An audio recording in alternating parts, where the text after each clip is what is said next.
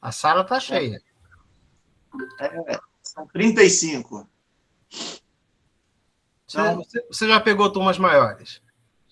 Já. Então, boa noite a todos aqui presentes, que já entramos na sala, apresentando aí o professor Paulo Russo, né, analista ambiental do ICMBio, né? Hoje ele trabalha no... Paulo, você pode fazer essa apresentação, porque eu sempre esqueço dos detalhes técnicos. Você mudou agora de cargo, então, né? Beleza. Pode se apresentar e fazer as honras. Agradeço aí o convite, a sua paciência e também de conceder aí a sua participação. E espero que os nossos alunos aqui da Geografia da UFV, da disciplina Domínios Morfoclimáticos do Espaço Brasileiro, possam aproveitar, né? E, na verdade, a ideia da disciplina também é propiciar que eles tenham uma visão nacional, né? E como se trabalha num órgão de fiscalização nacional, nada melhor do que começarmos a falar sobre essa questão do fogo, que para alguns domínios pode ser maléfico, para outros nem tanto, e quais são as ações aí que o próprio governo vem adotando, independente de quem esteja no poder, o Instituto funciona para o governo e, logicamente, que existem políticas de longo prazo, né? E você, como agora estando como representante de um órgão de fiscalização, também é responsável por esse panorama nacional. Agradeço aí mais uma vez a oportunidade de ouvi-lo e qualquer dúvida, vocês que estão presentes nas salas podem interromper, fazer a pergunta no meio da fala, que ele atende com maior gosto, maior naturalidade, tá bom? Agradeço, Paulo, passo a palavra. Muito obrigado, Edson. Né? Eu e o Edson somos colegas e amigos há pouco mais de 3 décadas, né? Então já temos aí uma certa história acumulada. Eu gostaria de agradecer o convite, né, de participar desse momento. Eu gostaria, inclusive, né, que entendêssemos esse momento como um momento provocativo, falar sobre incêndios florestais, inclusive numa perspectiva da geografia, nossa, acho que isso daria um curso inteiro, né, um curso de extensão, enfim, né, as diversas dimensões, as categorias de análise da geografia que podem ser trazidas, né, para a questão não só dos incêndios florestais, né, mas do manejo integrado do fogo, que é algo que eu pretendo abordar aqui com vocês. Então, como o Edson já me apresentou, né, meu nome é Paulo Russo, eu sou graduado em Geografia pela UERJ, né, fiz o meu mestrado, né, em Geografia pela UFRJ, onde então trabalhei com poluição atmosférica, né, como tema, né, da minha dissertação de mestrado. Isso já tem algum tempinho, né? É pouco mais de 20 anos que defendi a minha dissertação de mestrado, mas depois acabei enveredando, né, pela área da gestão. Inclusive, né, dentro dessa gestão ambiental pública, a qual venho me dedicando há praticamente 20 anos, eu queria só fazer uma observação. O Edson falou que eu trabalho no órgão que lida com a fiscalização. Na verdade, o Instituto Chico Mendes de Conservação da Biodiversidade, que é a autarquia do Ministério do Meio Ambiente responsável pela gestão das unidades de conservação federais, ela lida com gestão de territórios, onde a fiscalização é um processo dentro dessa gestão do território.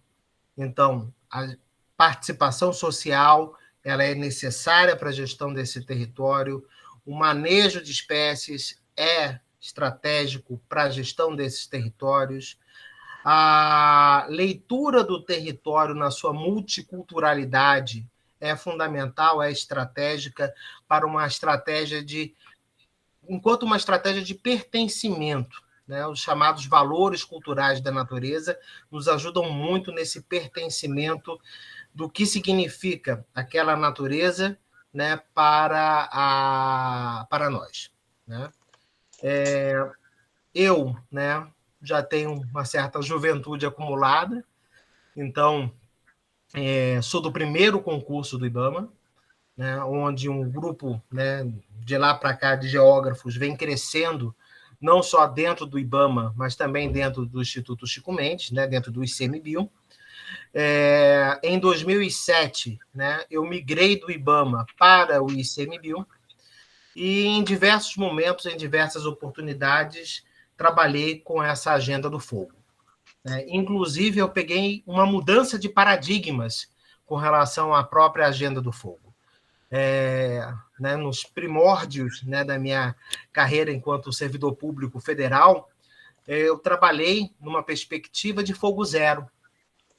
E hoje, né, eu trabalho numa perspectiva de como fazer com que o fogo seja um aliado.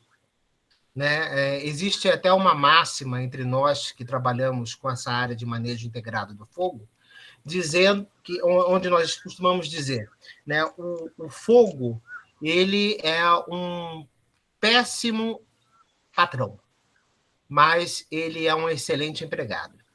Né? Nós temos que fazer essa mudança, né, de percepção até com relação ao fogo. Né? E isso é muito recente, essa discussão do manejo integrado do fogo dentro das políticas públicas no Brasil tem pouco mais de 10 anos. Né? Tem pouco mais de 10 anos. Então, as políticas públicas, a própria educação, né? Se você pega vários livros didáticos, inclusive vamos fazer algumas correções de conceitos ao longo aqui da minha fala, existe uma certa pirofobia, né? Ou seja, o fogo ele é mau, o fogo ele é perverso. Inclusive, né, o fogo em si não tem uma personalidade. Né? A gente costuma dizer, o fogo ele é bom ou o fogo ele é mau? Depende da forma como ele for empregado e da forma como ele for empregado.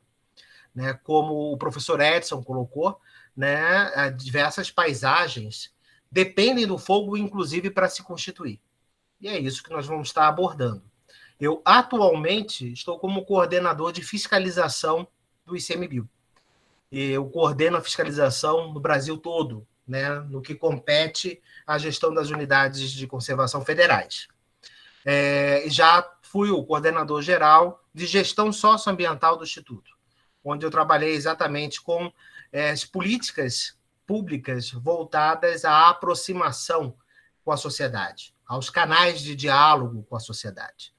Né? Então, com programa de voluntariado, educação ambiental, conselhos gestores, gestão de conflitos, isso também foi minha agenda. E isso a gente vai acumulando, trazendo o nosso olhar, né, do geográfico da ciência, geografia, para dentro da política pública. E eu gostaria muito de estimular vocês, né, a seguir esse caminho. Bem instigante, né? E sempre quando for convidado, professor Edson, estarei aqui à disposição de vocês. Vou colocar aqui a apresentação, vamos ver se não tem nenhum tipo de tilt. Só um minutinho, que esse é o momento mais dramático dessas apresentações. Professor Edson, a apresentação está na tela? Está na tela, mas ainda está no formato, não está no formato apresentação. Não está no formato apresentação ou ele tem um recorte diferente de PowerPoint? Não, eu estou vendo o seu documento aberto com as palhetinhas do lado esquerdo e a imagem central do título Incêndios Florestais no Brasil. Se você clicar aí no ícone apresentação, acho que coloca no modo apresentação. Eu tirei, ele já estava, eu tirei e coloquei de novo. Como é que vocês veem agora? Da mesma forma. Aperta F5 aí. Alguma alteração? Não. Possivelmente você botou para apresentar a aba do PowerPoint sem a apresentação. Então Aí você tem que parar a apresentação e apresentar outra aba. Então, vamos seguir a orientação de vocês. Lembre-se que eu sou um geógrafo vintage. Gostou do vintage, Edson? É uma nova maneira de falar antigo. Não sei. Cringe. Então, vamos lá. Tentar novamente.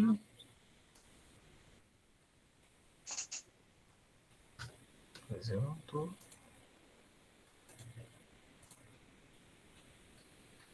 Agora vocês estão vendo a apresentação como?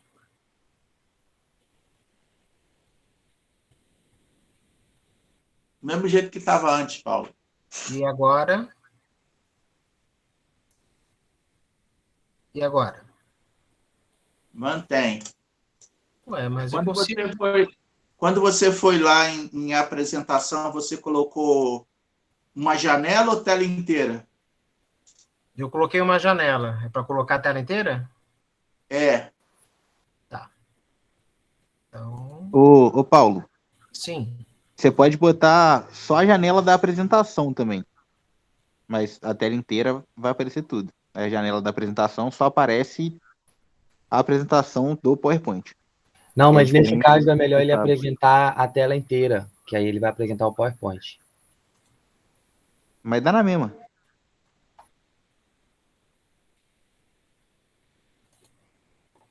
Estão vendo alguma coisa? Só a sua cara. Nossa. Estamos com probleminhas operacionais aqui. Ô, Paulo, vamos lá. Vai no PowerPoint, onde tem as palhetas do lado. Sim. Aperta para apresentar agora. Aí, o F5 ou abrir para apresentar. Sim, mas eu posso também... Está vendo minha seta, não está? Sim.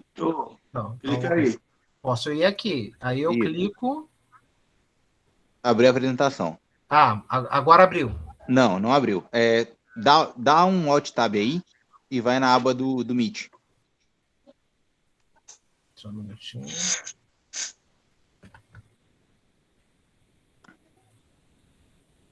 Um Alt Tab.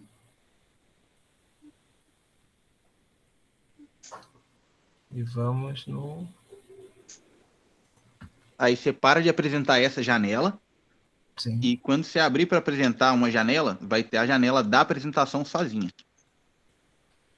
Aí eu clico aqui no interromper compartilhamento? Isso. Agora vai para compartilhar uma tela de novo. Uma janela. Aí a apresentação está aberta.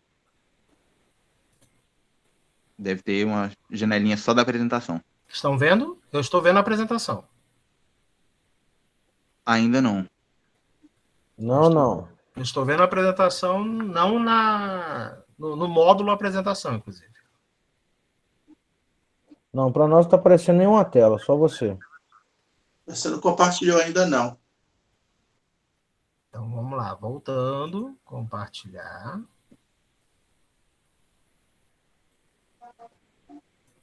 Nossa, mas que complicação.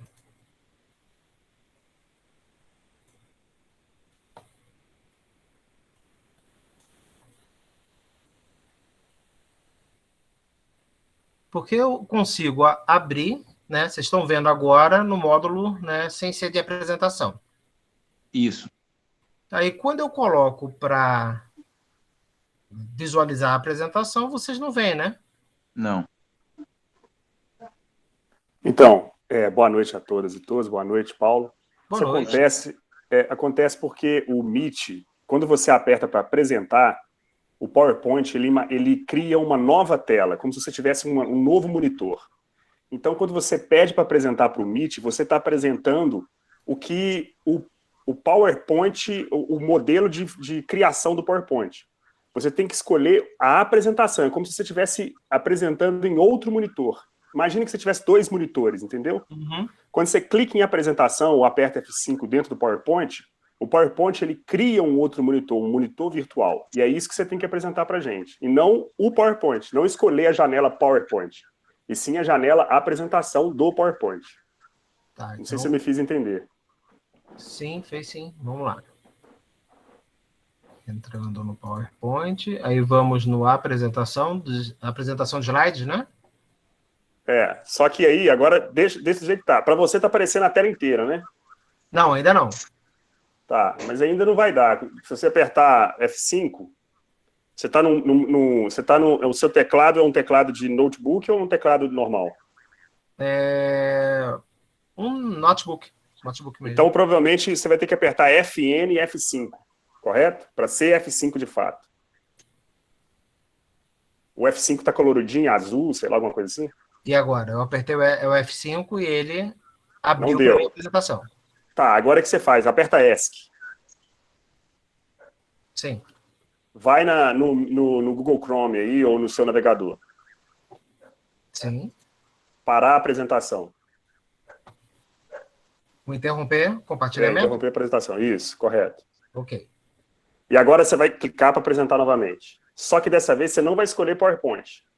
Quando você clica para apresentar, aparece uma janelinha para você, certo? Quando eu clico para apresentar... Assim, apresentar agora, alguma coisa assim, aparece uma janelinha. Ele abre uma janela. Uma caixa de diálogo, uma janela. Isso... desculpa, mas isso onde? Assim que você aperta em apresentar no Meet. No Meet. Apresentar no Meet. agora. Sim, Isso. sim, no Meet. Tá. Aí no Meet... Apareceu uma coisa para você. Apresentar certo? agora. Mas ao apresentar agora, em cima assim, tem umas abinhas para você escolher. O que você vai apresentar? Tela inteira, uma janela. Isso, uma janela, uma guia. Isso. Você vai escolher uma janela, salvo engano. Ou tela inteira, agora eu não estou certo. Eu abri aqui uma guia. Aí aparece aqui a apresentação. Aí põe para compartilhar, correto? Correto. Isso aí tem que estar certo. Agora vocês estão vendo. Não, voltou no mesmo. Voltou para o mesmo. Chama a NASA para resolver. Esse... Bota para apresentar a tela, então. Consegue ver agora com a tela? Não. Ainda não alterou nada para vocês? Não alterou nada, Paulo. Nossa. Agora... vamos assim mesmo. Vai pulando um por um, igual a Gabriela sugeriu. Tá. Tá dando para ver. Assim vocês estão vendo a movimentação. Tô. Então, tranquilo? Tá sim, tá dando para ver. Uhum. Tá. Será que aquele tradicional sair e entrar novamente ajuda? Acho que não. Pode conseguir continuar assim, Paulo. Pois é, porque tem alguns efeitos que eu acho que eles vão se perder.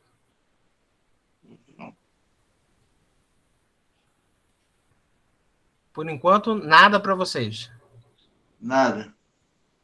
A gente está vendo a sua tela como se você estivesse editando no PowerPoint. Que estranho. Isso nunca aconteceu antes. Nunca aconteceu. Bom, vamos lá. Vamos ver se eu consigo colocar os efeitos, né, posteriores. Aqui tem, né, como eu disse, né, sou servidor do ICMBio, né, Instituto Chico Mendes de Conservação da Biodiversidade, geógrafo de formação e também sou perito em identificação de causas e origens dos incêndios florestais. Nós temos aqui, basicamente, 3 objetivos na nossa apresentação, né?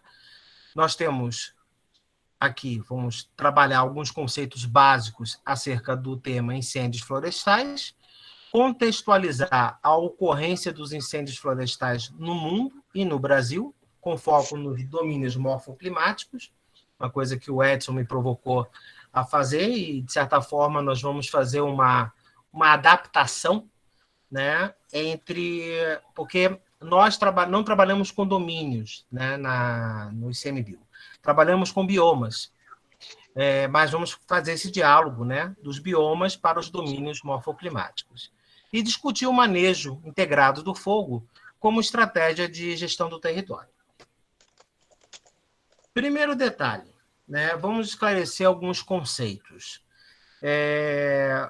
Eu falo e vou apresentar aqui, ao longo da nossa palestra, a ideia de incêndios florestais. Mas nós temos que compreender que isso é um conceito legal, né? Está previsto, né, no nosso Código Florestal, e ele não se restringe somente às florestas, mas sim ao fogo em todas as coberturas, todos os tipos de cobertura vegetal. A diferença é que queimada, né, não é a mesma coisa que incêndio florestal. Então, muitas vezes, seja na mídia televisiva, nos rádios, né, nos próprios livros didáticos, aparecem queimadas em incêndios florestais como se fossem sinônimos, e não são. O próprio Código Florestal define que queimadas é o uso do fogo de forma controlada. E o que viria a ser os incêndios florestais, os incêndios na cobertura vegetal? Exatamente, né, o fogo sem controle. Então, queimadas, né, quando as pessoas falam ameaça das queimadas, na verdade, as queimadas são autorizadas. Elas são exatamente aquele fogo que é utilizado como ferramenta agrícola, né, ou para manejo de pasto, por exemplo, e essa solicitação pode ser feita ao órgão ambiental competente, né, e devidamente feitos, né, digamos, todas as estratégias para que esse fogo não saia ao controle, nós estamos tratando aí de queimadas. O incêndio, portanto, é aquilo que não está controlado. Esses são os 3 triângulos que são importantes para nós, né, entendermos aqui nossos conceitos básicos, né? O primeiro triângulo é o triângulo do fogo. O segundo triângulo é o triângulo do incêndio, né, florestal. E o terceiro triângulo é o do regime de incêndio. Então, estamos falando, né, de 3 escalas espaciais e temporais diferentes. A primeira, né, nós estamos vendo o momento do fogo, o momento da ignição. O que é necessário para a ignição? Nós temos que ter o combustível, a presença do combustível, nós temos que ter o comburente, ou seja, o oxigênio, e nós temos que ter a combinação da temperatura ideal. A combinação dessas 3 componentes gera, portanto, a chama, gera, portanto, o fogo. Tanto que, quando pensamos o manejo do fogo, né, na perspectiva, inclusive, de combater ou controlar o fogo, nós vamos estar atacando uma dessas arestas. Então, se eu quero, né, atacar esta, por exemplo, do combustível, eu vou promover, né, a supressão do material combustível. Então, eu faço a raspagem, por exemplo, da superfície de um dado terreno, montando o que nós chamamos de aceiros, né? Então, os aceiros são faixas, em geral, com 3 metros de largura, onde eu faço a supressão da cobertura vegetal. Então, eu elimino o combustível dessa forma. O oxigênio, né, para aqueles que já presenciaram um momento de combate a um incêndio florestal, já viram, né, nossos brigadistas ou bombeiros militares utilizando os chamados abafadores, que são como se fossem, né, enormes mata-mosquitos, né? Mas, na verdade, o que eles fazem? Eles abafam o fogo no sentido de tirar o oxigênio da equação. E a redução da temperatura, que, em geral, é feita com água, né? Também, para aqueles que já observaram, inclusive, cenas, né, na televisão, nos jornais, aquelas bombas de água carregadas nas costas, as bombas costais, né, nosso pessoal carrega cerca de 20 litros de água, né, nesses dispositivos, serve exatamente para diminuir a temperatura, né, da área que está né, em combustão. Quando nós pensamos já, não mais o fogo isoladamente, mas ele numa escala maior, né, espacialmente falando, nós aí temos a combinação desses fatores. O combustível, o tempo, mas esse tempo não é o tempo cronológico, nós estamos pensando aí em termos de condições meteorológicas, e aqui a topografia, né? Então, áreas em geral, né, aclives, eles favorecem a propagação do fogo de uma forma vertical, né, causando sempre a secagem do material que está mais acima, mais à frente, né, pela radiação emanada pelo calor, e a propagação, portanto, da frente de um incêndio. E aqui nós estamos pensando o regime de incêndios, ou seja, nós estamos trazendo para a nossa análise aqui que existe uma frequência na ocorrência de incêndios em determinadas paisagens, ao ponto de termos um regime. Da mesma forma que nós falamos regime de chuvas, também podemos, né, dentro da ecologia do fogo, falarmos num regime do fogo, né? Então, estações, né, ocorrência periódica dos incêndios. Aqui nós temos a vegetação como um fator preponderante, né, nessa equação, o clima e as fontes de ignição.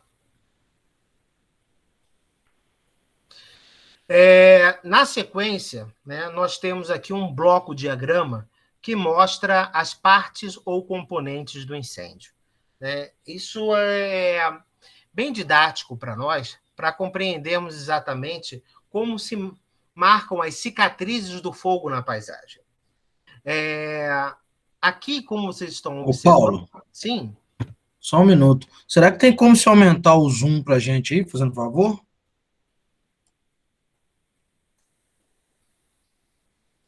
Muito obrigado. Espera aí, que eu acabei mudando de página.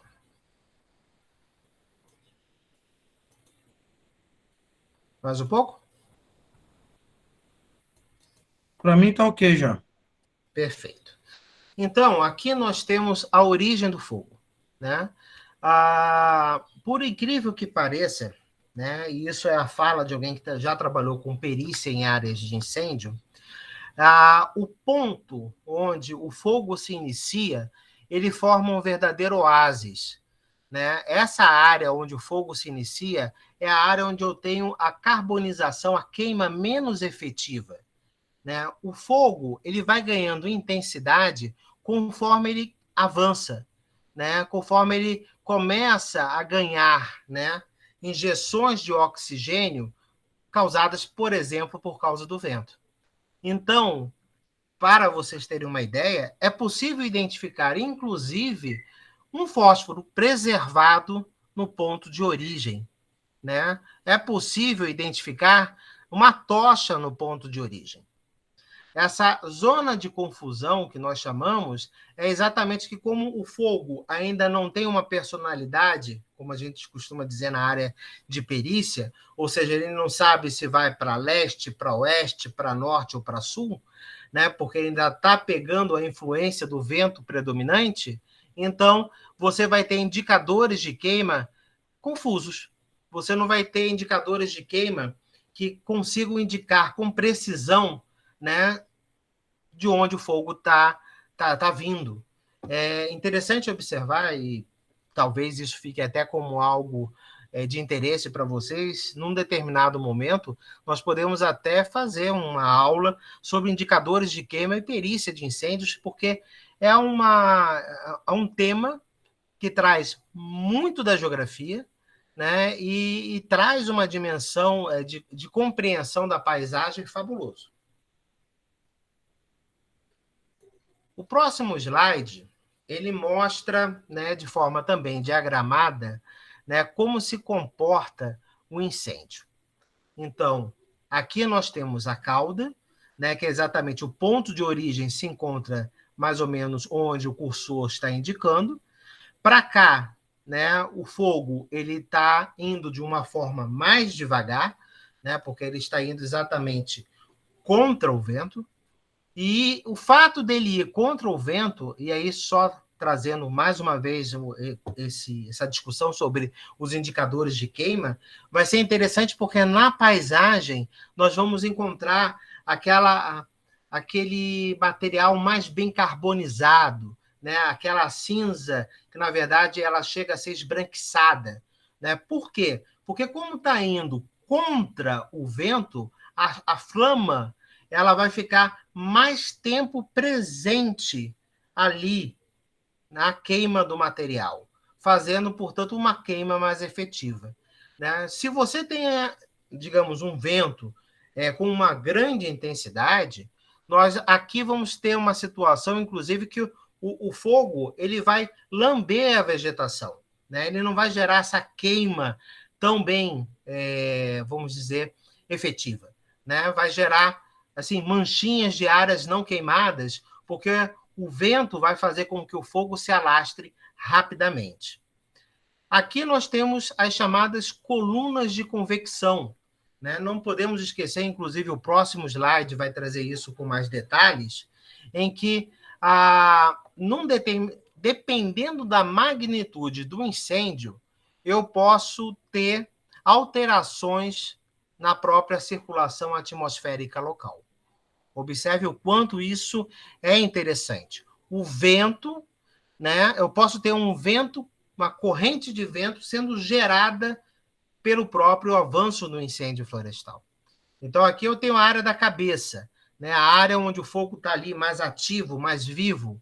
Então, esse calor vai causar o quê? Exatamente a subida, né, de correntes de ar aquecidas, enquanto que as correntes de ar mais frescas, né, vão começar a ser propelidas, impulsionadas em direção à cabeça do incêndio, formando aqui, observe aqui o movimento, né, do cursor, né, uma corrente. E nessa corrente eu posso ter o disparo de material ígneo formando focos satélites. Então, quanto maior for a magnitude do incêndio, mais eu posso promover essa formação de colunas de convecção e eu posso provocar com isso o disparo de material em chamas, em brasa, da área de incêndio para áreas satélites, provocando assim novos focos de incêndio. Então, isso, né, é um grande complicador no momento em que você está realizando o combate frontal ao incêndio, porque você pode ser simplesmente cercado por focos satélites. Então, precisamos ter sempre uma equipe de observadores, pessoas muito experientes, para observar exatamente a dinâmica daquele incêndio. Essa ilustração eu montei exatamente para mostrar essa circulação do ar que é provocada por essa alteração do campo térmico durante a ocorrência do incêndio florestal.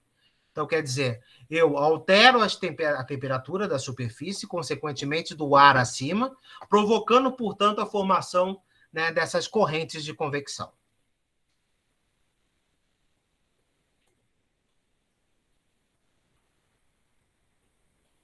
Ainda dentro de uma lógica de um conceito, de conceitos básicos, mas, por favor, me aguardem só um instantinho.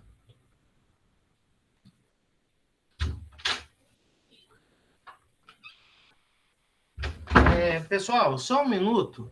Chegou agora a professora Cristiane aqui no momento da nossa palestra, e eu vou ver se ela consegue entender o porquê que não estou conseguindo projetar a apresentação. Boa noite, professora. Não, pergunte. Estão visualizando agora? Ainda não. A tela cheia? Não. Tá, só um instantinho. Vocês estão em qual plataforma? No Meet. Deixa eu interromper novamente. Professora Cristiane, também conhecida como minha esposa. Vamos tentar a tela cheia. Boa noite, minha esposa. É minha esposa, tá? Deixando bem claro, Tomás. Tá aparecendo? Tá aparecendo. Agora deu certo. O talento feminino acima de tudo. Que bom que foi antes dos efeitos especiais. Pessoal, então vamos lá. Aqui nós temos os 3 tipos de incêndio. Esses 3 tipos de incêndio, eles estão, na verdade, colocados aqui de uma forma didática. Porque muitas vezes, na paisagem, nós podemos encontrar esses modais simultaneamente. Então, temos o incêndio superficial, né, que é aquele que se alastra pela serrapilheira, né, pela cobertura vegetal mais rasteira. Nós podemos ter esse que marcou muito os incêndios no Pantanal no ano passado, que são os incêndios subterrâneos. Eles acontecem exatamente na matéria orgânica acumulada em subsuperfície. Esse fogo, né, pode avançar na turfa e, consequentemente, pelas raízes, pelo sistema radicular das árvores, matando as árvores e, inclusive, avançando em direção ao tronco, né? E, assim, ele é um dos incêndios mais difíceis de serem combatidos. O superficial, né, só para nós termos uma ideia, nós podemos abafar, podemos usar o abafador, podemos jogar terra por cima, podemos reduzir a temperatura com água, mas o subterrâneo, a estratégia em geral adotada é escavar trincheiras. Ou seja, você precisa cavar, muitas vezes até alcançar o substrato mineral. Isso significa, durante um incêndio, mobilizar uma parte da nossa equipe para cavar até 2 metros de profundidade para impedir que o fogo se alastre em subsuperfície. E aqui, o fogo aéreo ou fogo de copa, né, que, como o próprio nome está dizendo, ele ganha, né, digamos, uma dimensão pelo caule e depois vai avançando pelas copas, gerando também uma situação muito arriscada de combate. Esse é um outro conceito que vai ser importante aqui ao longo da nossa fala, que é a flamabilidade da paisagem. Essa flamabilidade ela pode ser alterada, principalmente pela recorrência de incêndios. O que significa essa recorrência de incêndios? Você vai matando os indivíduos, gradualmente. Então, esse fogo de superfície, ele se ocorre ano a ano, nas mesmas condições, estação após estação. Isso pode ir fragilizando os indivíduos, matando as árvores aos poucos. Isso gera uma abertura, porque você deixa de ter a copa em determinados espaços, e isso abre, clareiras na vegetação. Essas clareiras alteram o microclima, por exemplo, de uma floresta. Então, você passa a ter mais radiação solar tocando, essa superfície, você altera a umidade dentro, desse extrato. Então, o que você causa aqui? Um ambiente mais favorável à ocorrência de incêndios. Então, incêndios recorrentes, por mais que sejam de pequena magnitude, podem ser extremamente prejudiciais a determinados ecossistemas ao longo do tempo. Então, não devemos ter um olhar somente na severidade de um determinado evento. Ou seja, naquela enorme magnitude que ele pode ganhar num determinado momento. Incêndios de pequena magnitude podem ser mais danosos à composição de uma determinada paisagem devido à sua recorrência. Então, a flamabilidade da paisagem pode ser ampliada, com a questão, desses incêndios acontecerem constantemente num dado local. É o que nós vamos verificar no arco do desflorestamento. E aqui, né, o professor Edson já chegou, inclusive, a adiantar. Nossa, gente, estou tão feliz porque a professora Cristiane resolveu essa questão da apresentação. Nossa, agora a gente está com todos os efeitos. Então, vamos lá. Eu estou falando isso porque ela está me olhando aqui, gente. Então, é sempre bom agradecer, né? Obrigado. Então, vamos lá. Classes de ecossistemas e regimes de fogo. Então, nós temos 3 classes. Nós temos os ecossistemas que são fogo-dependentes, nós temos os ecossistemas que são fogo-sensíveis e nós temos, né, os ecossistemas que são fogo-independentes. Né? Os fogo-dependentes são aqueles cujas espécies evoluíram determinadas adaptações para responder positivamente ao fogo. Os fogos sensíveis são o contrário, eles não evoluíram com o fogo como um processo recorrente importante. Então, quando, né, no caso do fogo dependente, eu tenho determinadas sementes que necessitam do fogo para a quebra da dormência. Como também eu preciso, né, do fogo para que ocorra a rebrota. Isso não só interfere na dinâmica das espécies vegetais, mas também da fauna, né, atraindo determinados exemplares da fauna que vão se alimentar da rebrota e aí estabelecendo toda a cadeia do ecossistema. Os fogos sensíveis, não, são aqueles, na verdade, que nós temos que evitar o contato, né, com o fogo. Porque uma vez, né, tendo esse contato, nós teremos prejuízos, né, na sua dinâmica, no seu comportamento. Os fogo-dependentes é aquela questão de que nós temos que pensar, inclusive, em como usar o fogo no seu manejo. Ou seja, manejo é exatamente, né, a forma como nós queremos lidar com aquele ecossistema. E os fogos independentes, que são, em geral, né, ambientes muito frios, muito úmidos, ou com pouco combustíveis, ou ausência de combustíveis, ou até muito secos, né, onde a ocorrência do fogo a princípio não interfere tanto, né, na sua ecologia. Porém, vale a pena colocar que se nós trazermos a discussão da recorrência, ou seja, o contínuo, a contínua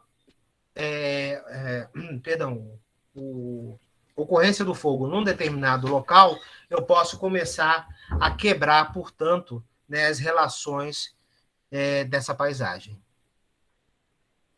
Esse diagrama, gosto muito desse diagrama, porque ele traz exatamente essa leitura, né, do que seriam os ecossistemas fogo-dependentes e os fogo-sensíveis. Aqui nós vamos pegar como exemplo, né, o que seria a savana, né, assim, entre aspas, o nosso cerrado, né, mas o nosso cerrado tem especificidades, né, que hoje fazem com que ele seja, na bibliografia, reconhecido, inclusive, né, como um ecossistema diferente da savana, mas, enfim, vamos considerar aqui uma certa analogia. E aqui estamos pensando um ambiente tipo floresta atlântica. Se nós colocarmos, né, nesse ambiente fogo dependente uma política pública, por exemplo, de exclusão total do fogo, na verdade, eu vou estar prejudicando a sua dinâmica natural. Eu vou ter uma redução da biodiversidade e um aumento na concentração de biomassa que já vai alterar as relações, as cadeias ecológicas dentro desse determinado ecótopo, desse determinado ecossistema. Até porque, se eu utilizo nessa política de exclusão do fogo, eu vou impulsionar a chegada de determinadas espécies invasoras, né, que vão ganhar destaque na paisagem, gerar sombreamento e causar, portanto, efeitos sobre essa vegetação mais rasteira. Então, aqui temos 2 outros cenários, um cenário na ocorrência de fogo natural e aqui um fogo com uma frequência alterada, né? Então, aqui seria um fogo de origem antrópica e aqui nós temos um fogo natural, por exemplo, causado por raios. né, no intervalo de 3 a 6 anos, a ocorrência de um incêndio nessa paisagem. O que nós vamos constatar aqui? Né? Esse fogo natural ele vai favorecer diferentes estágios sucessionais, vai causar uma maior diversidade de espécies, devido exatamente à queima de matéria morta, né, que abafa a superfície do solo e impede o crescimento, né, de outras espécies. Essa palha que acaba formando, né, uma parte dessa serrapilheira, com esse fogo natural, ele acaba sendo consumido. Agora, se eu tenho incêndios recorrentes causados, por exemplo, por práticas agrícolas, né, ou incêndios criminosos, né, para o avanço da especulação, né, sobre terras, então eu vou ter aqui o quê? Exatamente uma redução dessa biodiversidade e uma redução nessa biomassa. Então, esse fogo constante, né, recorrente, ele vai causar principalmente a morte dos indivíduos mais jovens, fazendo, portanto, sempre causando esse empobrecimento, né, da cobertura vegetal.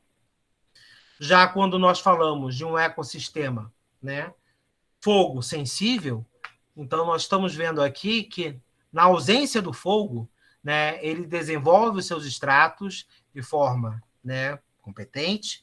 Agora, se nós trazemos aqui, né, períodos de fogo causados também de forma ou criminosa ou, né, com objetivos, né, agro-silvopastoris, nós vamos ter impactos, porque vamos estar gerando clareiras, propiciando alterações na chegada da radiação solar no solo, gerando, portanto, exposição de materiais ao ressecamento, gerando, então, aquela questão que nós apresentamos um pouquinho antes, né, na flamabilidade, em que o incêndio vai gerando cenários mais propícios a novos incêndios. No contexto mundial, né, o que nós estamos observando?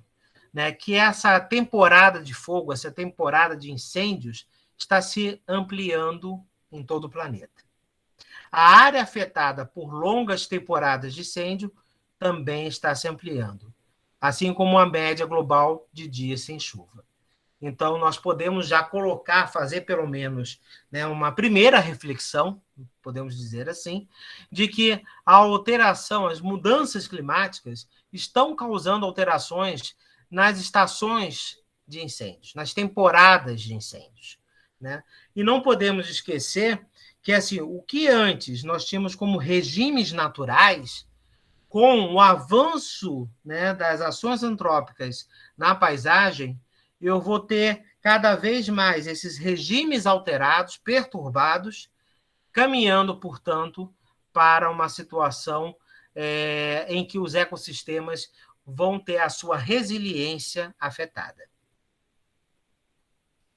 E, principalmente na região dos trópicos, nós vamos ver a extensão nas estações de incêndio e a ampliação, né, na frequência. Estamos percebendo cada vez mais mudanças na frequência de estações de incêndios, se tornando cada vez mais longas. E qual é o contexto nacional? E aqui nós vamos falar de domínios morfoclimáticos. Esse estudo é um estudo bem recente, publicado esse ano, né, por colegas brasileiros, em que nós temos aquelas classes tendo como leitura o território nacional. Então, essas classes, né, de ecossistemas, né, frente ao fogo, mostram, né, o quanto a Amazônia, o quanto a Floresta Atlântica, né, elas são fogo-sensíveis. Enquanto observamos uma dinâmica do Pantanal, Cerrado, Pampa, né, sempre fazendo aqui nossa analogia com os domínios morfoclimáticos, considerando, por exemplo, no Pampa, nós estamos falando do domínio das pradarias, como áreas que dependem, né? A ecologia do ecossistema depende, ou daquele domínio, depende do fogo. Então, nós temos que estudar a dinâmica do fogo. E ainda somos muito jovens nesses estudos, né? Como eu disse, falar em manejo integrado do fogo como política pública tem algo em torno de 10 anos no Brasil. Né? Então, utilizar o fogo a nosso favor é importante. Até porque, o que acontece? Se eu pego exatamente uma área do Pantanal e do Cerrado, onde eu não manejo o fogo nesse ecossistema, eu posso gerar um acúmulo de material muito grande nele, muito grande, que, no momento em que ocorre algum tipo de incêndio, eu não vou ter controle. Então, às vezes, né, hoje, inclusive como parte de uma estratégia de prevenção promovida, seja pelo ICMBio, seja pelo IBAMA, seja por diversos órgãos estaduais, nós estamos tendo hoje a chamada queima prescrita. Né? Então, o que vem a ser a queima prescrita? A queima por prescrição. Então, é quase como, fazendo aí uma comparação, né? A prescrição de um remédio. Então, nós estabelecemos determinadas zonas onde vai ser interessante a queima daquele material exatamente para reduzi-lo e, né, deixar, então, aquele ambiente mais controlado do ponto de vista do avanço, né, impedindo o avanço de um incêndio florestal, de um eventual incêndio florestal. É claro que tudo isso tem que ser cercado de profundos estudos de ecologia, exatamente para dosarmos a quantidade certa de material a ser consumido.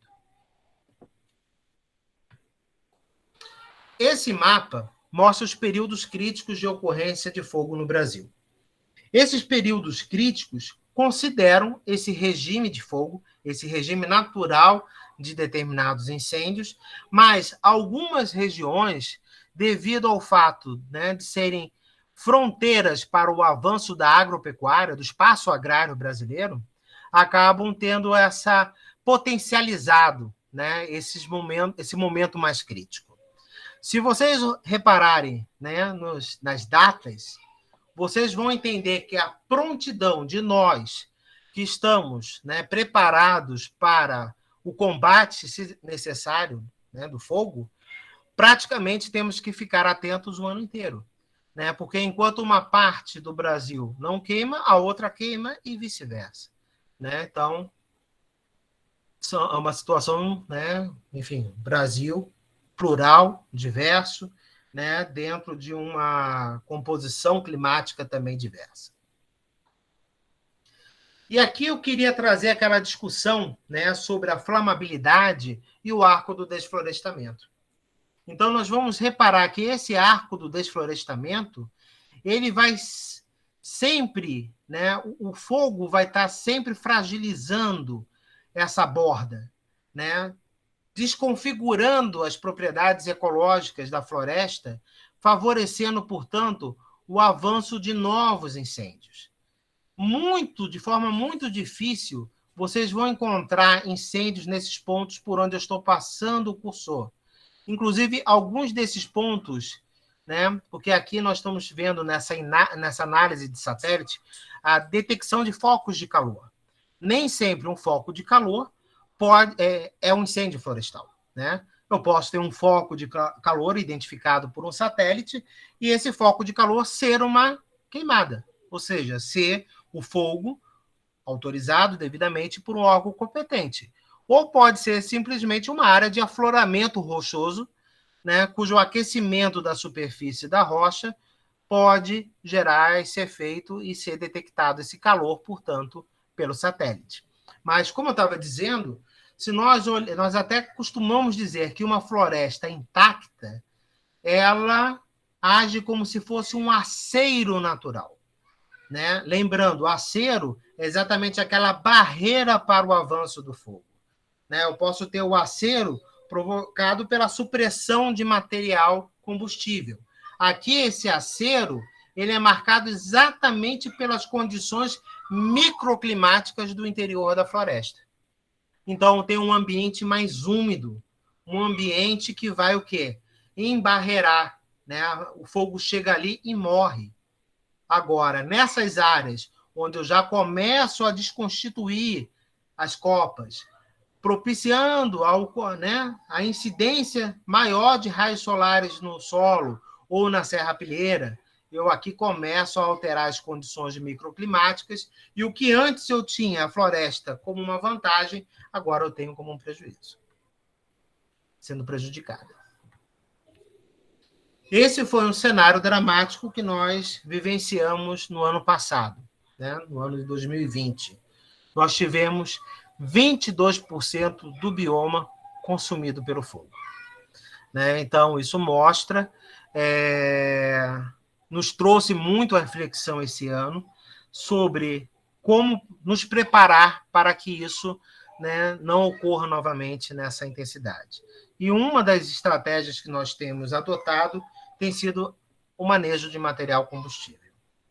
Tem algumas outras questões que são tanto quanto polêmicas, como considerar como estratégia de prevenção o uso de retardantes, né? Retardantes químicos de flama. Mas isso é uma discussão que a gente pode avançar no debate ou trazer para outro momento. Agora, eu queria trazer também para vocês que os impactos provocados num determinado bioma, num determinado domínio, podem se alastrar para outras regiões.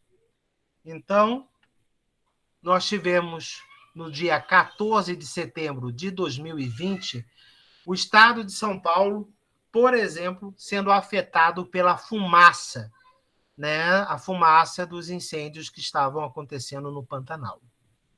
E isso foi um marco do ponto de vista da sensibilização da população, né? O Sudeste se sensibilizou porque foi atingido pela fumaça que estava vindo lá do Pantanal, né? Aqui, nesse também diagrama, nós podemos ver a formação de nuvens decorrentes, né, da liberação desse material, dessa fuligem na atmosfera.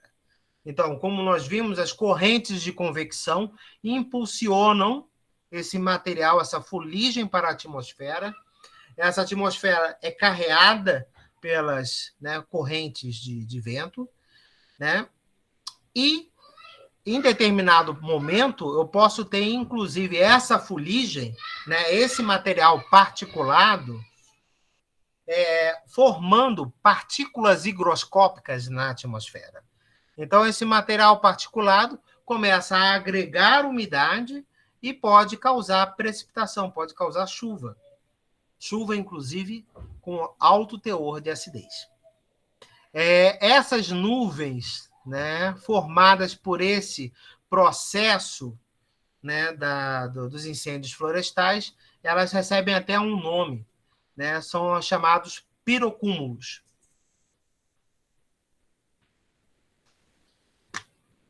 Estão vendo a tela? Tudo tranquilo?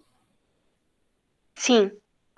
Pessoal, vou colocar uma sequência de vídeos. No início, eles apresentam um pouquinho de falha, que foi no processo de inserção do vídeo dentro, né, da apresentação, mas logo em seguida ela normaliza. Vamos ver aqui. Ô, Paulo. Sim. Você pode clicar no ocultar aí do Meet, só para tirar essa... Isso, isso, obrigado. Opa, vamos lá. Então, vocês vão... A imagem irá melhorar, tá?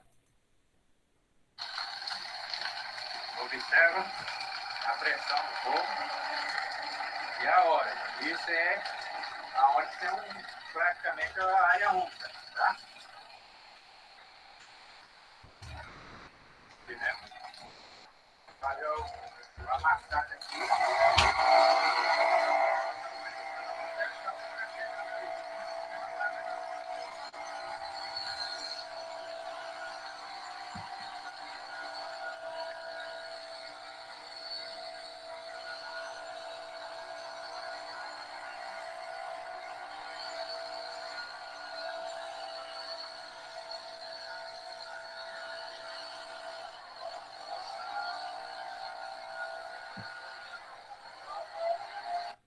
Esse vídeo, né, foi gravado no Parque Nacional dos Campos Amazônicos, uma área de transição, né, entre uma mancha de cerrado e a floresta ombrófila densa.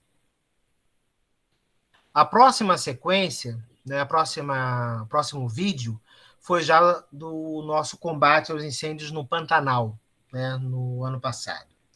Vocês vão, antes de começar a exibição do vídeo, gostaria de mostrar que isto aqui é um exemplo de um aceiro, né? Então, aqui nós temos, né, uma faixa de 3 metros de largura, formada exatamente pela supressão, né, a raspagem da cobertura vegetal para impedir, né, que o fogo avance.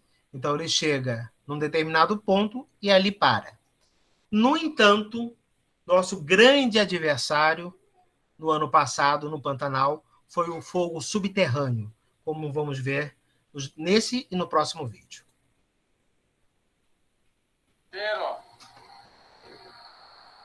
Aqui tem o famoso fogo de onça do Pantanal. Fogo de pintinha. Ó, tem que ser uma cera. Vamos ficar desgraça. Chegar nesse meio aqui, ele tem mais folha seca para ganhar força.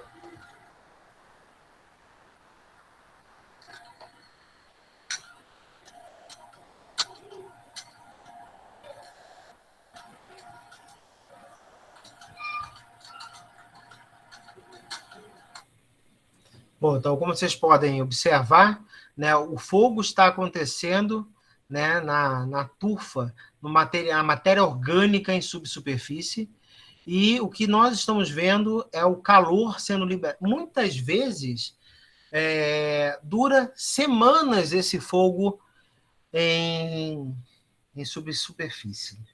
Me desculpem a emoção agora, mas, enfim, no ano passado, nós perdemos um dos nossos colegas, né, o Wellington, um dos nossos analistas ambientais, exatamente porque essa superfície cedeu e ele caiu exatamente numa fornalha que estava gerada por esse incêndio subterrâneo. Tá? Ainda nos abala muito isso. No total, no ano passado, nós perdemos 7 colegas. Paulo, eu não sei se eu perdi você falando, mas como que começa esse fogo subterrâneo? Na verdade, desculpa seu nome? É Sinara, desculpa. Sinara, esse fogo, ele acontece inicialmente em superfície, né? E pelo sistema radicular de determinadas espécies, ele acaba avançando na matéria orgânica no subsolo, e aí vai avançando. Ah, entendi. Tá bom, obrigada. Ô, Paulo, Agora, sim. Eu vou aproveitar a pergunta da Sinara, e porque, como você bem disse, né, e a gente sabe que todo fogo, toda combustão, ela precisa de combustível e comburente. Exato. O combustível, obviamente, do fogo subterrâneo, no caso, seria a matéria orgânica. E qual seria o comburente, uma vez que ele não está exposto ao oxigênio abertamente? Mas nós temos que lembrar que determinados tipos de solos são altamente porosos, né, permitindo, portanto, a presença de oxigênio. Entendi. Respondeu. Obrigado. Né? Nós não estamos falando, por exemplo, de solos altamente compactados. Nós estamos pensando, né, nessa porosidade do solo, né, no espaço intergrânulos. Então, o comburente está presente, né, e se tivermos as condições adequadas, portanto, de temperatura, o fogo se alastra em subsuperfície. O interessante... Desculpa, quem foi que falou por último? Foi o colega... Lucas. Lucas. Então, Lucas, é interessante que, assim, nós estamos nos deparando cada vez mais com incêndios subterrâneos, né? O que antes, na literatura, era mais raro, né? Mas isso mostra porque determinados ambientes estão sendo cada vez mais tensionados. E, no caso, como eu falei, você pode combater o fogo em superfície, você venceu o fogo em superfície, mas ele está lá, em subsuperfície, avançando, E nesse fogo subterrâneo, ele pode, né, emergir, aflorar a chama dele lá na frente e novamente iniciar um fogo em superfície. E aí, como é que você combate? O acero, como vocês estão vendo, não dá resposta para isso. Mas o próximo vídeo, vocês vão ter uma ideia do nível de dificuldade e qual é a melhor forma para, né, enfrentá-lo. Gente, no mundo inteiro, tá? Inclusive, vocês vão ver esse padrão amarelo e verde, né, é a cor das brigadas internacionais, tirando algum país ou outro, como Portugal, que adota outro tipo de padrão. Mas o que eu ia dizer é o seguinte: em todas as partes do planeta, onde você tiver brigadas de incêndios florestais, essa é a tecnologia, tá? É enxada, é abafador, é equipamento nas costas. Em alguns casos, como brigadas russas, nós temos grupos paraquedistas que são lançados em meio às correntes de convecção, né, um serviço de alto risco, muitas vezes munido somente com uma mochila com material básico e um machado, né? E esses são os recursos, né? Porque esta é a condição da paisagem. Nós não podemos avançar com, né, maquinário pesado, né? No máximo, combates aéreos com aviões, em geral, aviões adaptados da pulverização agrícola, né, os air tractors, que consegue despejar, dependendo do modelo, né, de 500 a 3 mil litros de água sobre um determinado foco, né, de incêndio. Bom, vamos ver esse vídeo. Esse nosso colega do Rio de Janeiro, Parque Nacional da Serra dos Órgãos. E esses colegas aqui são do estado do Tocantins. Muitas vezes temos que mobilizar, né, quando chegamos a incêndios nível 3, como no caso do Pantanal, nós dividimos os incêndios em 3 níveis, 1, 2 e 3. Né? Quando chegamos ao nível 3, nós temos que buscar realmente reforços em todos os estados, porque são incêndios em escala regional. Pessoal, vamos aqui, ó, no Pantanal, um local chamado Porto de Ossos. Botar uma área aqui de prédio, o fogo está vindo de lá, vamos lá. O fogo está vindo de lá, a gente já fez um combate aí para trás, e encontramos essa área aqui de prédio. A gente está fazendo essa vala aqui, ó, para conter o fogo que está vindo de lá. Se a gente tirar só a parte de cima, ele passa por baixo. Então tem que chegar até a área que tem água. Vamos lá. A área que tem água lá. O pessoal que está na enxada é de Tocantins, Serra Geral. Pessoal bom de enxada. Tá aí, ó. O serviço é esse aqui. Se não fizer isso, o serviço é todo jogado fora. Beleza? O Parque Nacional da Serra dos Órgãos, Rio de Janeiro. O pessoal da Serra Geral Tocantins. Beleza?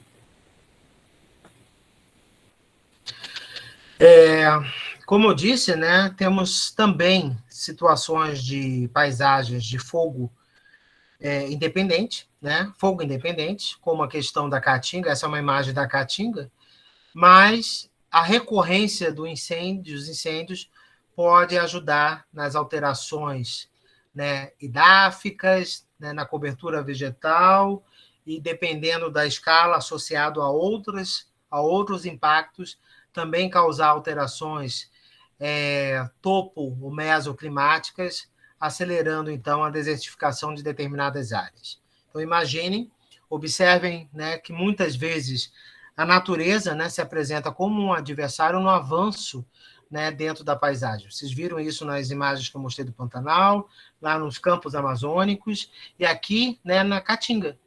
Né? Ou seja, esse tipo de vegetação, nossos brigadistas, nós precisamos avançar entre essa galhada. E neste caso, né, onde há escassez de água, muitas vezes o que nós temos que usar é a própria terra para abafar. Ou outros recursos como sopradores, né, que são aquelas campos amazônicos. Nós temos uma equipe, né, utilizando um equipamento que é como se fosse um atomizador, né? Ele dispara jatos de ar.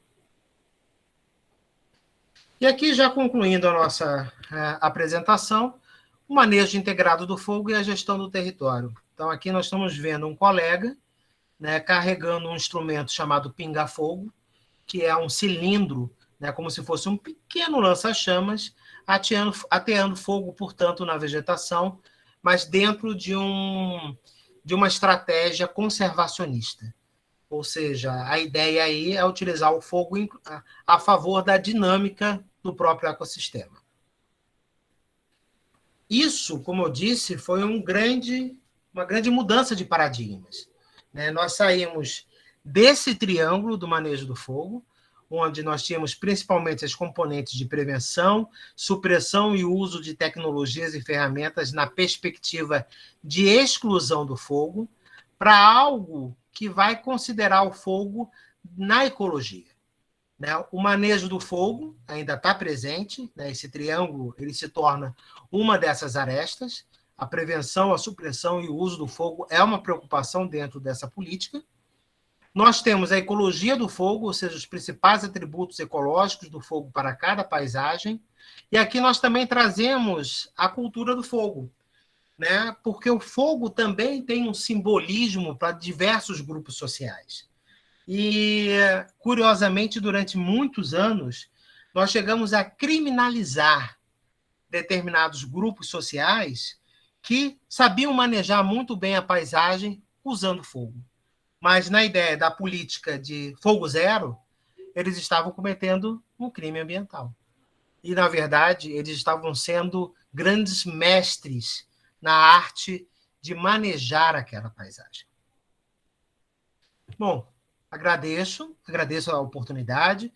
Desculpa pelas falhas técnicas iniciais, mas serviu para trazer a participação especial da minha esposa, professora da UNB, e professor Edson, me coloco aí à disposição. Bem, agora vocês podem tirar as suas dúvidas e perguntar ao Paulo, né, questões que ficaram em aberto.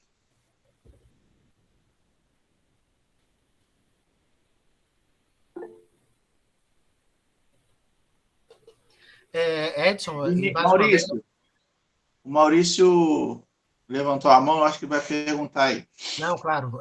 Mas antes, Maurício, só para dizer o seguinte, Edson, aí me coloco mais uma vez à disposição, como sempre, né? Porque essa temática do manejo integrado do fogo, dos incêndios, perícia, é algo que cada vez mais temos a presença de geógrafos participando, né, dessas agendas. Então, é uma grande oportunidade.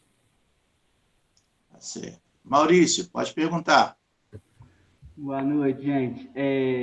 Paulo, vendo a sua explicação referente ao combate, que é muito interessante, o combate do fogo, as diferentes formas e técnicas possíveis para isso, me veio uma dúvida referente ao seguinte. É claro que, dadas as devidas proporções, eu vi algo relacionado eu já vi incêndio, né, principalmente na área rural, ocorre de sair do controle, essas coisas, ou até mesmo por irresponsabilidade. As variadas formas que pode se dar início, né? Desde de um cigarro até uma garrafa jogada. Bom, devido a isso, a gente percebe, principalmente aqui na região, né, um relevo complicado para se fazer aceros. Você acha que eu não percebi durante a sua fala há como usar o fogo para combater o fogo? Eu digo da seguinte forma: você faz um acero em uma determinada localidade, mas em outros pontos não se consegue fazer isso com efetividade tão grande, né? Então, se você for fazer o acero, o fogo vai passar por ele, é bem capaz. Então, pelo menos eu vi o pessoal fazer da seguinte forma: nesse lugar que é complicado essa questão, eles colocam o fogo para que ele vá de encontro com aquelas chamas que vêm. Eu não sei se eu fui muito claro. Isso é usual? Vocês trabalham dessa forma também? Maurício, você foi muito claro, tá? Primeiro, né, inclusive, existem duas formas que a gente pode colocar aqui, né, didaticamente, de usar o fogo, né, para combater o próprio fogo. Numa estratégia de prevenção, que aí é o chamado aceiro negro, né? Então, o que é o aceiro negro? Eu posso, inclusive, né? O acero negro ele é mais rápido de ser feito, mas exige um controle muito grande da técnica, que é você queimar uma parcela, né? Então você gera uma área queimada, onde, portanto, você está suprimindo o material combustível pelo fogo, e então, quando o fogo chega, né, ele é extinto, né, porque não tem mais material combustível para avançar. Ou, durante o próprio incêndio, eu posso fazer com que o fogo, eu posso gerar uma área em chamas, e essa área em chamas vai ser o chamado contrafogo. Né? Então, o que acontece? Aí vamos pegar um pouquinho do que seria a questão do comportamento da atmosfera. Né? Então, se eu coloco numa área, né, se eu tenho ali um incêndio, eu tenho a formação, né, praticamente de uma área de baixa pressão, porque eu tenho o ar sendo aquecido, né, lançado para cima. E o ar mais frio, né, formando uma esteira. Então, o que acontece? Eu identifico o sentido em que esse ar está sendo sugado, está sendo puxado, eu coloco um outro ponto de fogo para que aquele fogo maior atraia aquele fogo menor. Aí, quando o fogo encostar com o fogo, morre. Por quê? Você não tem mais material combustível para ter o avanço do incêndio. É uma técnica extremamente precisa, né? E eu já estive numa situação dessa, já fiquei no meio dessa área, entre dois contrafogos, né? O fogo avança muito rapidamente, é um efeito, né, de sugar muito intenso, e temos que ter bastante contato para não ter colegas sendo aprisionados pelo fogo. Tomás, pode perguntar. Edson. Desculpa, Fala, Tomás. Boa noite. Boa noite, Edson. Boa noite, Paulo. Meu nome é Tomás. Eu vi que foi falado muito no combate, né, no uso do fogo em relação a espécies florestais. Mas e os animais? Como é que ficam? Porque um dos fatos que aconteceu aí com essas queimadas no Pantanal foram ter encontrado cervos pantaneiros em Minas Gerais. E aí algumas pessoas ficaram felizes, mas eu fico preocupado, né? Porque por mais que eles já habitavam essas áreas também, isso quer dizer que elas estão saindo do habitat que era para elas estarem. E aí, como que é feito esse controle? Como que é feito, né, a reintrodução de animais? Não, foi ótima colocação, Tomás. Exatamente, nós temos equipes, por exemplo, neste momento no Pantanal, fazendo estudos para a reintrodução das espécies, né, que acabaram indo para determinadas áreas ou foram resgatadas, né, da situação mesmo de estarem feridas em meio ao fogo. É uma situação dramática, né, onde realmente temos que pensar o fogo, né, no momento em que ele acontece, então ele gera um momento de estouro, né, ou seja, todos os animais, né, saem disparada no sentido inverso ao incêndio. Inclusive, isso é um dificultador para o combate, porque, enfim, nós estamos indo em direção à cabeça do incêndio, então, muitas vezes nos deparamos com a fauna estressada, agressiva, vindo em nossa direção. Né? Então, o combate se torna extremamente difícil. Muitas espécies não têm condições de deslocamento ou suas áreas de nidificação ficam, né, no meio desse incêndio e acabam sendo afetadas, acabam sendo destruídas, essas áreas de nidificação ou atingindo essas espécies. É diferente, inclusive, do manejo integrado do fogo. Né? O manejo integrado do fogo, como ele é feito no momento em que você ainda tem condições de umidade propícias no terreno, o fogo avança lentamente. e ele permite com que as espécies da fauna fujam, né, do avanço desse fogo, né, dessa queima prescrita, né, diferente do incêndio, que tem uma velocidade, tem uma geometria, né, que está fora de nosso controle e acaba atingindo áreas sensíveis também para a fauna. Temos situações assim bem chocantes até, né? Assim, é muito usual, né? O próprio Preve-Fogo do Ibama, o símbolo do Preve-Fogo é um tamanduá, né?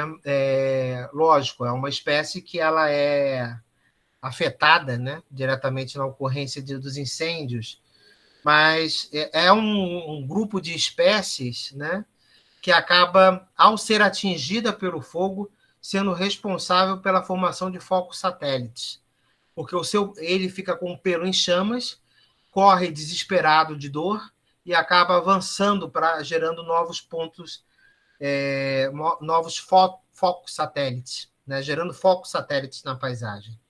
Isso, né, ao ver, é desesperador. Agora, também tem fatos curiosos na fauna, né?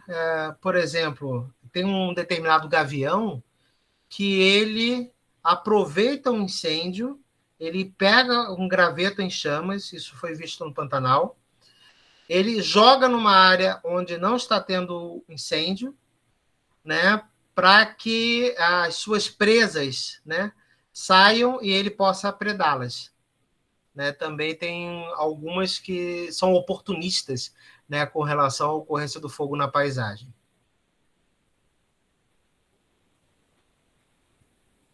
Bom, Paulo, agora muito obrigado.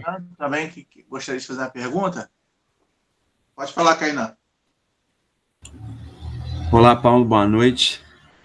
Boa noite. Primeiro, meus sentimentos aí pelos seus colegas de trabalho que você perdeu. Imagino que deve ser muito difícil mesmo. Ainda mais na situação, né, dessas ocorrências aumentando e tudo, é foda. Mas eu queria te perguntar, naquele primeiro trabalho que você mostrou, no mapa, mostrando os lugares de fogo dependente, independente e sensível, tem alguns pontos, por exemplo, na Mata Atlântica, que está lá em laranja, né, na Amazônia também. E aí eu queria entender, porque são poucos pontos, o que são esses pontos dentro da Mata Atlântica, dentro da Amazônia, que são fogo dependente, né? Isso mesmo. Em geral, ecótopos, né, como, por exemplo, manchas de cerrado na Amazônia. Ou áreas de campos, áreas campestres dentro do que seria o bioma floresta atlântica. Entendi. Beleza. Obrigado. O Ian também gostaria de te perguntar. Ian, pode falar? Sim, obrigado. Professor Paulo, primeiramente, parabéns pela palestra, foi muito produtivo. E o que me surgiu de dúvida é mais uma questão futurologista mesmo, né? A gente viu em 2019, 2020, catastrófico. Como que está 2021 e qual que é a perspectiva aí do CNB, do pessoal, para os próximos anos, né? A gente está vendo aí uma crise hídrica, uma crise energética no país, um aquecimento global de forma generalizada. Como que está a perspectiva aí? Eu estou seguindo para o Pantanal quarta-feira, né? Vou ficar lá até sábado, acompanhando exatamente alguns trabalhos na região, né? Seguindo para Corumbá e de lá fazer algumas vistorias. Nós apostamos muito nesse início do ano, no primeiro semestre de 2020, nas queimas prescritas, tá? Tanto no Pantanal quanto no Cerrado. Fizemos assim uma quantidade talvez 5 vezes superior ao do ano passado. Explica o que é queima prescrita, Paulo, para quem não entendeu. Então, a queima prescrita é exatamente quando você utiliza o fogo, né, como uma forma de controlar material combustível. Né? Então, você aproveita uma estação mais úmida e você vai queimar aquele excesso, entre aspas, de material, né, geralmente, né, a palhaça, né, cobertura vegetal morta, né, esse tipo de fogo, não, Edson, vale a pena um dia a gente marcar um campo com o pessoal, trabalho de campo. Porque na queima prescrita vocês vão ver que o que está verde permanece verde. Tá? O que se queima, na verdade, é aquilo, né, que estava já morto, né, acumulando na superfície. Então, Ian, estamos apostando no efeito das queimas prescritas. Eu estou, até esse momento, confiante. Por que eu estou dizendo isso? Nós estamos no mês de agosto. Vamos ficar atentos de agosto a outubro. É o período mais crítico. Tá? Mas o fato deste momento não estarmos em alerta vermelho, eu já fico feliz. Tá? Já estou bem feliz. Nós vamos estar fazendo agora, inclusive, uma simulação lá no Pantanal. Vamos ter um contingente de brigadistas do ICMBio, do IBAMA, bombeiros militares e também as brigadas pantaneiras, que também foi um avanço em relação ao ano passado. Tá? Então, são brigadas comunitárias que estão sendo formadas para atuar na região do Pantanal. Estão sendo principalmente capitaneadas pelo Instituto Homem Pantaneiro. Ô, Paulo, algumas reportagens estão colocando que algumas queimadas vêm acontecendo e eu percebo que existe uma preocupação dessa queimada em relação às áreas produtivas. Eu vejo, por exemplo, algumas áreas agrícolas de algodão e milho, né, com o uso da máquina, né, o óleo quente já é suficiente numa vegetação, mesmo de milho, gerar incêndio, né? E eu tenho percebido mais reportagens sobre as áreas produtivas do que necessariamente no próprio Pantanal, né? Que alguns fazendeiros têm criado as suas brigadas para proteger as áreas agrícolas mesmo. Sim. Né? Você, embora não seja da alçada do ICMBio, essas áreas produtivas envolvem essas unidades de conservação, né? Que o IBAMA fiscaliza. Você tem alguma informação nisso? Se isso poderia ser um risco não calculado em função daí da como se fala, imprevisibilidade? Não, sem dúvida alguma, né, a ocorrência de incêndios em áreas como de plantio de milho ou de plantio de cana-de-açúcar, inclusive temos muito registro de incêndios nas áreas de plantio de cana-de-açúcar, e não por causa do uso do fogo que era habitual, né, na questão do plantio da cana-de-açúcar, mas por causa dessa questão que você bem levantou, do maquinário, né, das faíscas, né, dos próprios equipamentos, né, metal contra metal, gera faísca e provoca esse fogo. Temos observado um investimento cada vez maior por parte do agronegócio nesse sentido, por duas razões, Edson. Uma, pela questão, né, dos prejuízos que podem causar a eles, e também pela questão, né, de que se esse fogo, né, se esse incêndio avança para uma área natural, para uma área protegida, uma unidade de conservação, eles vão ser responsabilizados criminalmente. Né? Então, existe uma preocupação muito grande. Na segunda-feira, foi segunda-feira eu participei de uma live, né, de um grupo de empresas que trabalha com proteção perimetral, né? Exatamente estratégias para assegurar a segurança em perímetros de determinadas áreas. E eu vi o emprego de drones, né? Drones cabeados, né? Nessas áreas produtivas. Né? Ou seja, o que é um drone cabeado? Uma coisa bem diferente, né? Porque quando a gente pensa em drone, a gente pensa em mobilidade, né? Drone circulando. Mas esse drone é ligado a um cabo, e isso faz com que o drone fique 24 horas no ar. E isso nas áreas, né, seja de plantio, no caso era plantio de cana-de-açúcar, ou num caso também de linhas de transmissão.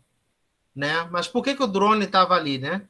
para exatamente ter uma visada de 360 graus, 24 horas por dia, com sensores, lentes, né, intercambiáveis, né, sensores térmicos e detectores de fumaça. Então, existe todo um investimento, né, no setor privado hoje, inclusive, como você falou, das brigadas. Hoje nós temos empresas que estão se especializando em treinar brigadas para proteger essas áreas de produção, né? Mas existe essa preocupação dupla, os prejuízos que o fogo pode causar em si, né, e o próprio incêndio que pode se alastrar para determinadas áreas e eles serem responsabilizados criminalmente por isso. Tá certo. Aproveitar o Lucas para fechar as questões, porque a gente já está finalizando. Lucas, pode perguntar. Obrigado, professor. Paulo,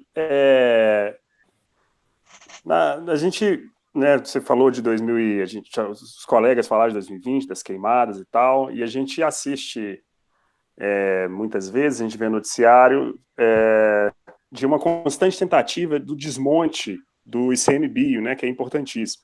Como que você vê essa tentativa do governo federal de juntar o ICMBio, né, o Ministério do Meio Ambiente, juntar o ICMBio ao IBAMA? Como que você vê isso, se você dentro do ICMBio? Né?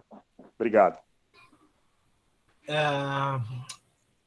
Eu diria o seguinte, hoje, essas duas instituições passaram a ter missões muito bem definidas e diferentes. Juntá-las seria gerar toda uma confusão de fluxos administrativos. Uma junção dos dois órgãos hoje causaria, por exemplo, quase que uma inoperância no sistema federal por quase 6 meses ou 1 ano, né? Até aprendermos novamente a pensarmos essas agendas dentro de um único órgão, como era antes, né? Antes de 2007, como eu disse, eu sou pré-criação do ICMBio, eu sou do IBAMA, minha origem era IBAMA, né? Naquele momento, nós até fomos reativos à criação do ICMBio, mas hoje observamos que ter um órgão especificamente voltado para essas políticas públicas chamadas unidades de conservação deu mais dinamismo e impulsionou essa agenda. Mas hoje, sem dúvida alguma, não seria administrativamente positivo, né, a junção desses dois órgãos. Mas eu posso adiantar para você o seguinte, Lucas, pelo menos as informações que eu tenho é que essa ideia da junção está desconsiderada. Eu vi aqui na revista Eco que o Ministério Público Federal entrou com uma ação civil pública contra a fusão, né? Mas... Sim. Eu participei da audiência, sim. Mas tá bom, obrigado. Obrigado pela palestra. Ô, Paulo, eu agradeço mais uma vez a sua participação, agradeço aí as perguntas dos nossos alunos, né? Alguns têm aula 8h30, né? 8h10 aí ao teto. Estamos chegando ao final, mas gostaria de agradecer a todos que estão na sala e aos interessados na disciplina e espero que ao longo do semestre os outros convidados, né, possam agregar a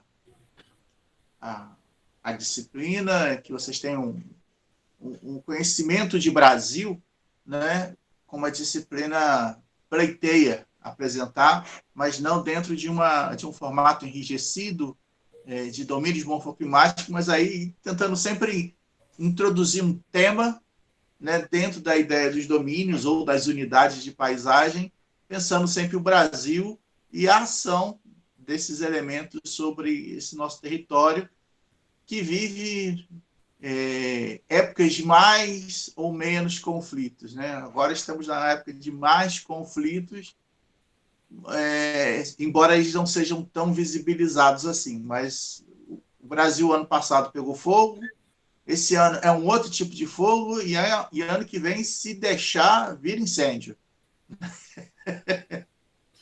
E, Edson, eu também só queria reforçar que o quanto, né, o geógrafo ele, né, tem uma participação estratégica nesse campo do conhecimento.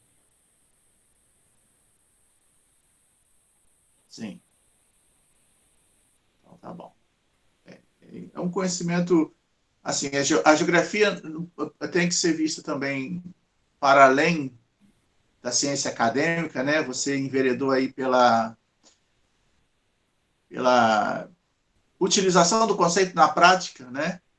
O professor Marcelo José, numa fala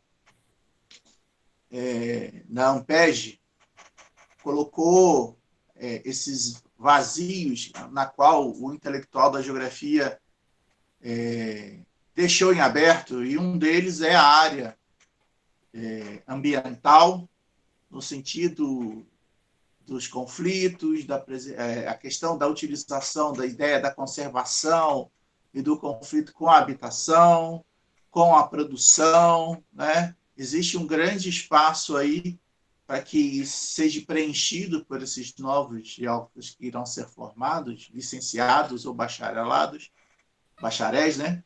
E são temáticas interessantes. Eu acredito assim, que um investimento em entendimento e legislação ambiental, ainda na graduação, possa auxiliar a todos vocês, né? Porque o Paulo, quando se formou, a primeira coisa que ele teve que fazer, quase que um curso de direito, né?